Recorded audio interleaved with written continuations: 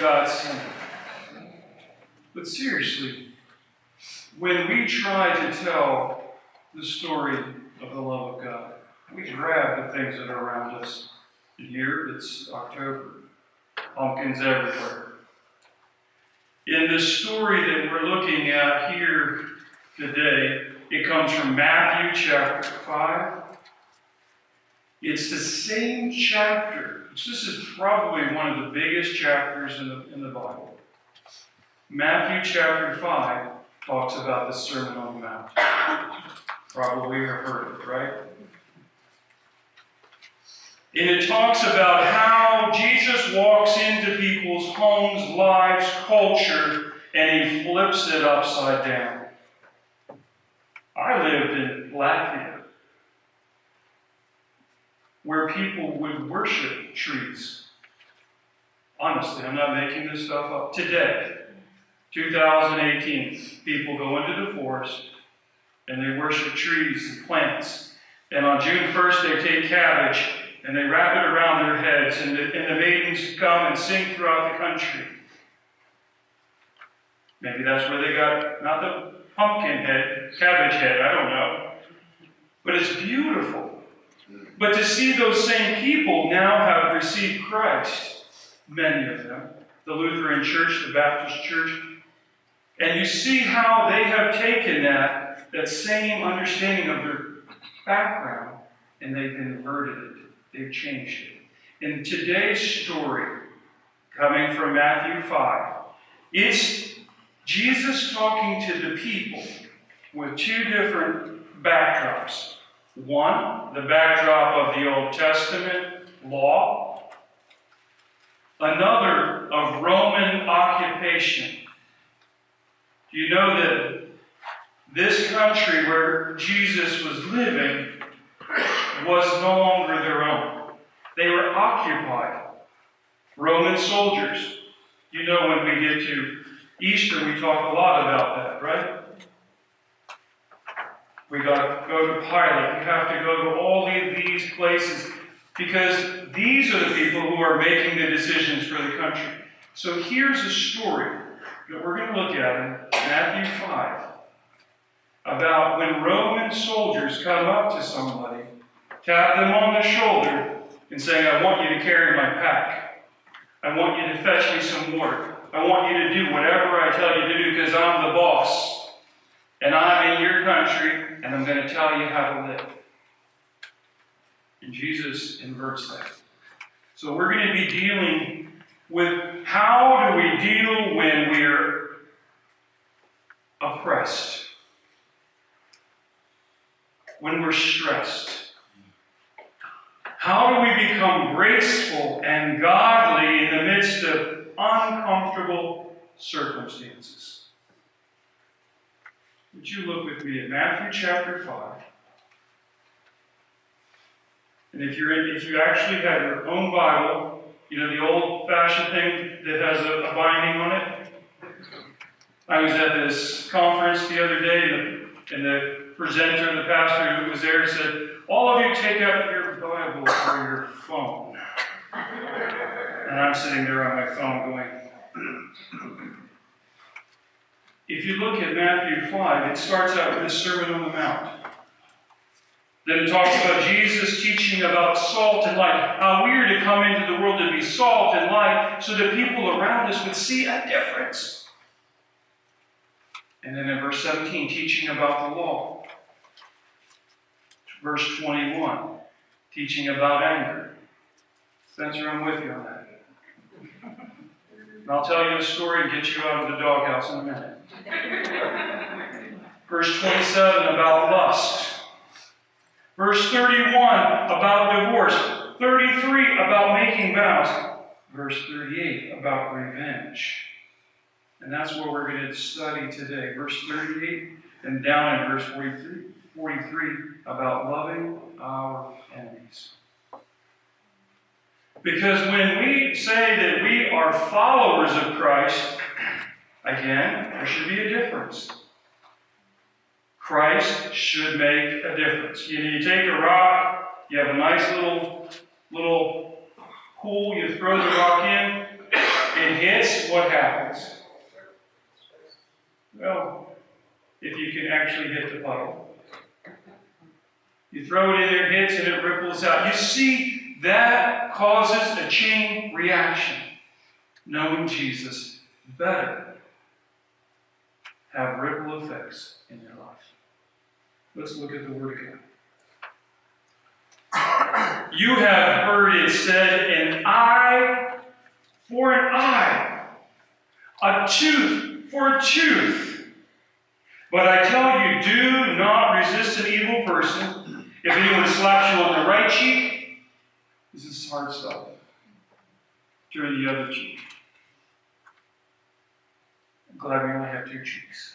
And if anyone wants to sue you and take your shirt, isn't this crazy stuff? And in your coat as well. If anyone forces you to go 1 mile, go with them 2 miles.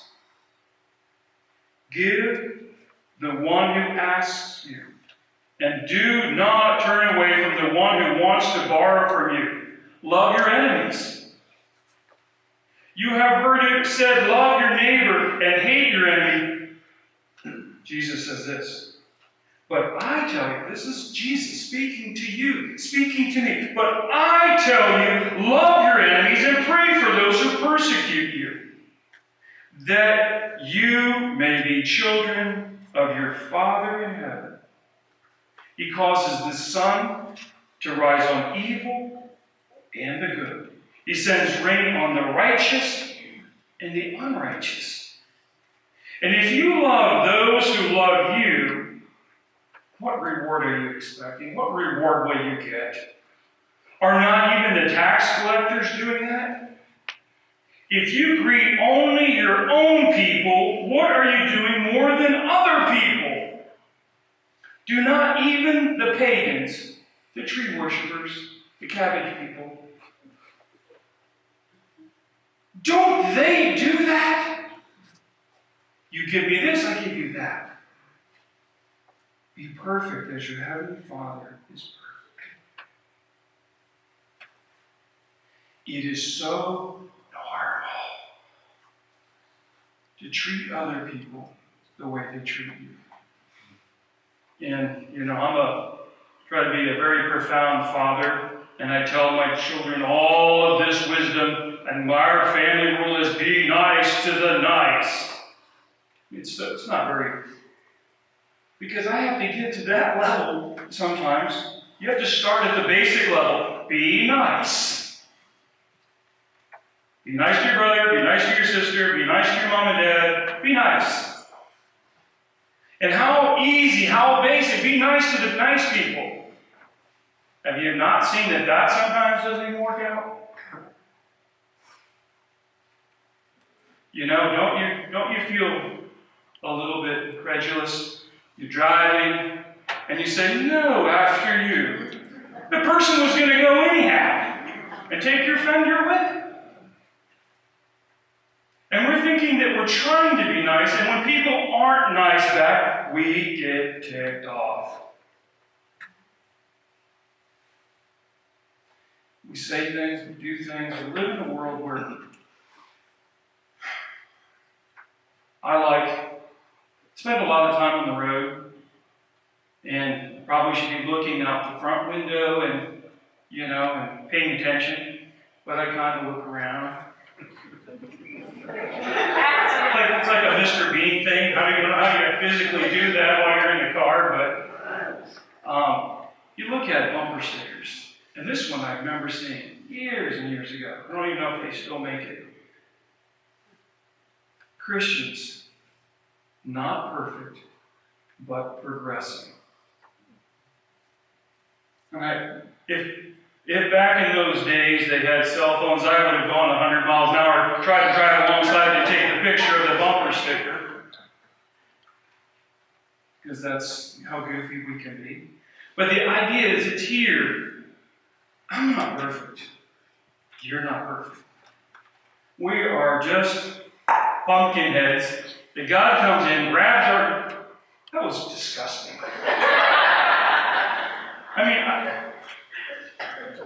But isn't it what in John's Gospel, doesn't it say that we must decrease, that he might increase? That doesn't say our guts need to be ripped out through the top of our head. But sometimes it does feel like God has to carve a smile on us. Because this process of becoming happy, people filled with the light and the glory of a good and everyday present, always forgiving God, holy God, one who illuminates us, one who transforms us, that process is not easy. But he fills us. He illuminates us. He causes us to be different. We're not perfect because whatever. We don't even need the wind to blow it out. We blow out that light. Here we are. I didn't raise my hand about the biennial because, I didn't always have the same experiences these two. Friday night, I get there. For me, it's a family reunion. These are people I have been serving in ministry with for 30-something years. I see this one missionary who's in Thailand. She comes up to me, grabs me from the back, and I'm like, I didn't know who was holding onto the back of my neck, shaking me at dinner. And then I hear the voice, and it's all scratchy. Like, I have no idea. And I'm like, I said, what is this, the Sopranos here? And I turn around, it's a friend, it's a woman who's got this screechy, scratchy voice as a person who I helped lead to the mission field, her and her husband. And here I am making fun of her voice, and then it's not bad enough that I said it originally, I make an additional dumb, pumpkin-headed joke. That's my problem. I have the ability to speak, but sometimes I don't have the ability to stop speaking. And these shoes are huge. And all night I went to bed and I woke up in the morning and said, the first thing I've got to go and tell that person, I'm so sorry. That I've got my diploma from DUM University and I continue to use it because I didn't mean to hurt her. She's already forgot, forgiven, moved on. But the idea is that we say and do things like ordinary pumpkinheads. Ordinary people. And what God is saying, I want you to do something bigger and better. But again, getting back to this scripture in Matthew chapter 5. Normally, if you do something wrong to somebody, you expect somebody to do wrong back.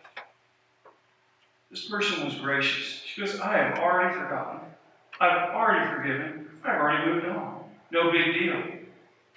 That's what we're supposed to be like. That's how we're supposed to live. One of the oldest laws on the book, historians, the oldest law known to humanity is the law of Lex Talionis. Probably the only phrase I know in Latin. And it's the law of tit for tat. You did this, I'll do that. And I grew up in a home with older brothers who would knock my teeth out, would mess up. You watch the movie The Birds as a kid. I go in my room, next thing I know, open up the closet to get my clothes on. Brother comes out. That's not bad enough. I go to bed. There's another brother under my bed grabbing me and pulling me off the bed. And I was too young to hit, tit, or tat. But that's your reaction, isn't it? When somebody does something, you want to do it back. That has been the normal situation since the beginning of time.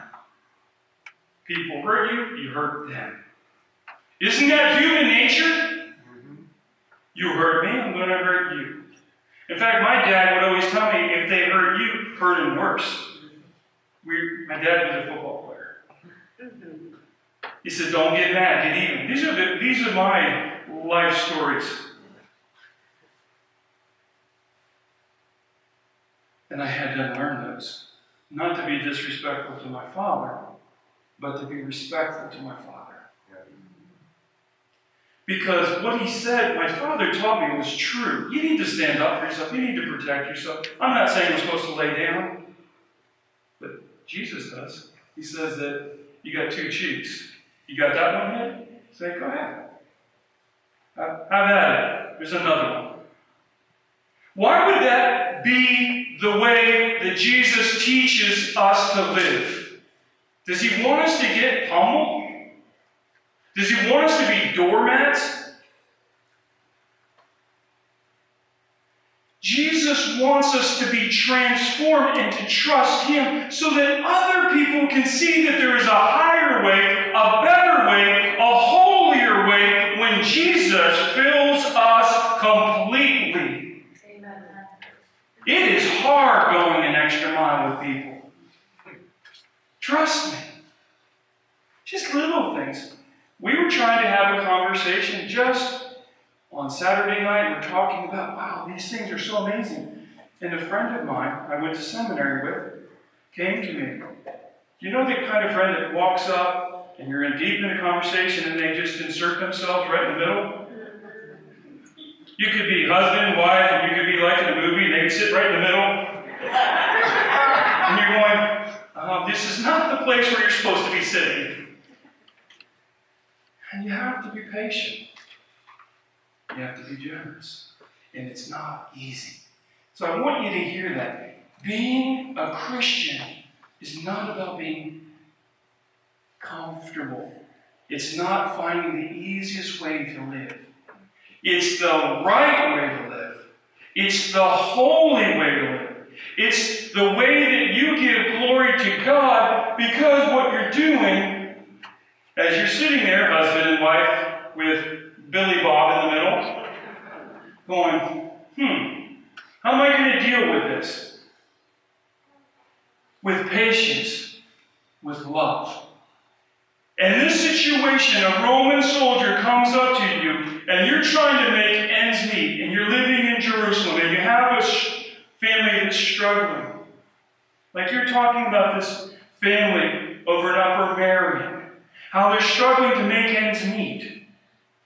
Could you imagine somebody coming up to you and just tapping you on the shoulder? I know you're struggling and you're about ready to go under, but I want you to take care of me. And sometimes, doesn't that feel like our life? When we're so close to the edge. And somebody comes up. You need to go a mile with me. I need you to carry my stuff. I got a burden and I want you to carry it. And that's the Roman law. If they don't carry it, they're going to jail. Jesus says, go beyond what is expected of you. How are you going to do that? Think about it.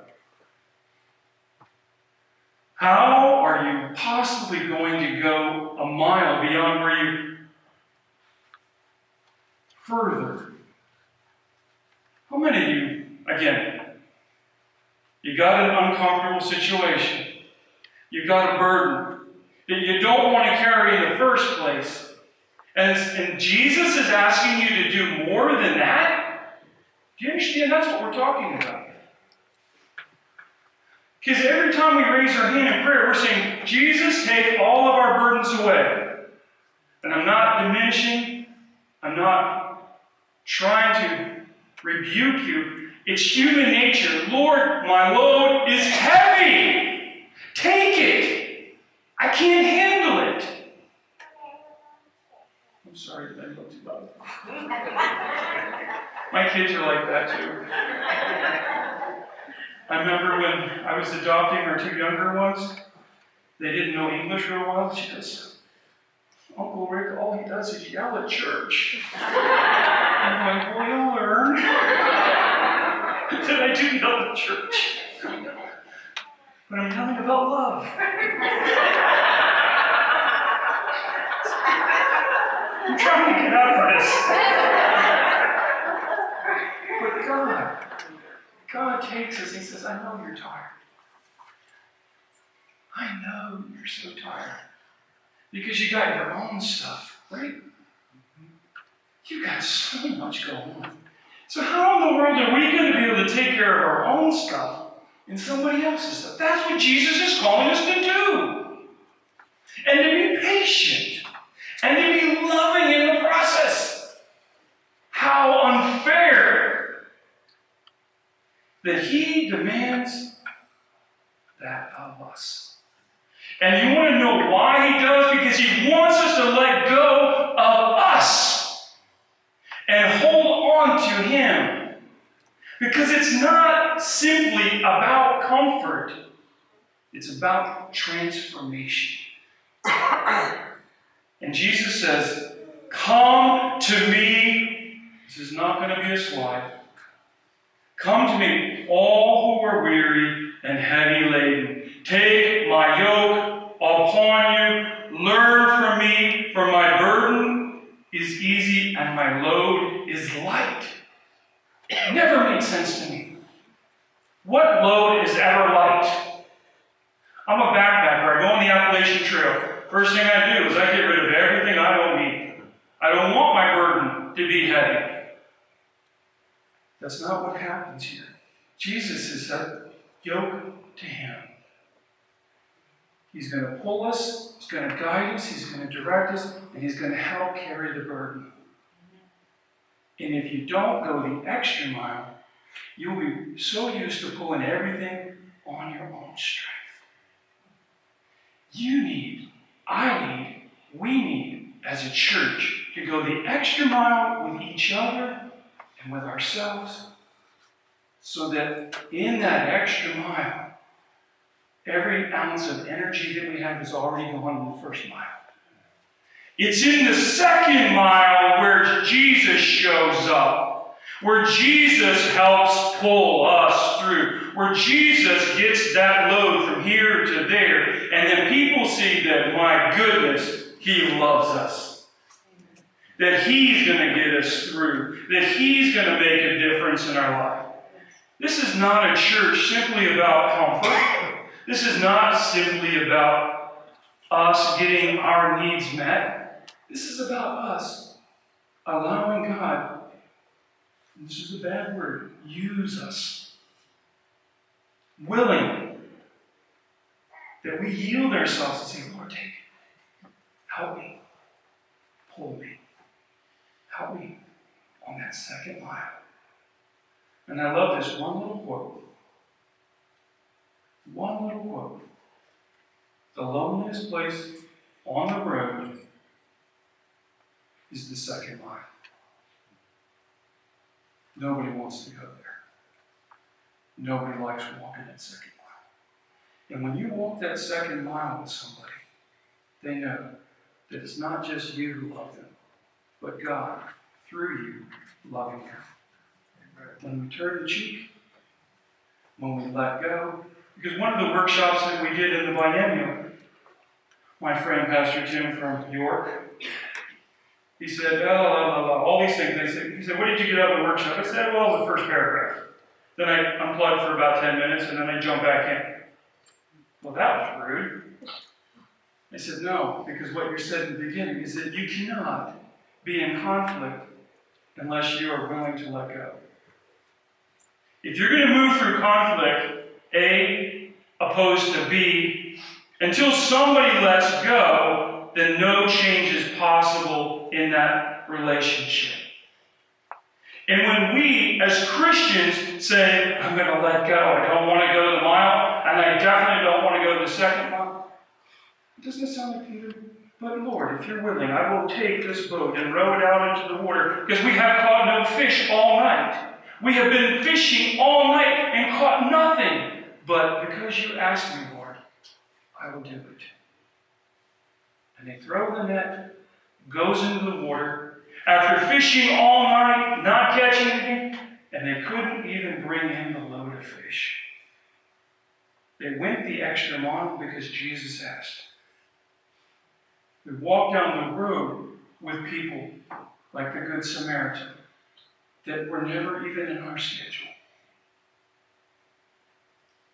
We do it because Jesus asks. Go the second mile. And I say all these things to you about transformational ministry, transformational Christianity. It's because if we, as the First Baptist Church, are not transformed, and we cannot turn the other cheek, and we're always going to do tit for tat, then we're not going to be Christ's church. We're going to be the First Baptist Community Club, just like the world. You want to be a Christian? You want to be a church?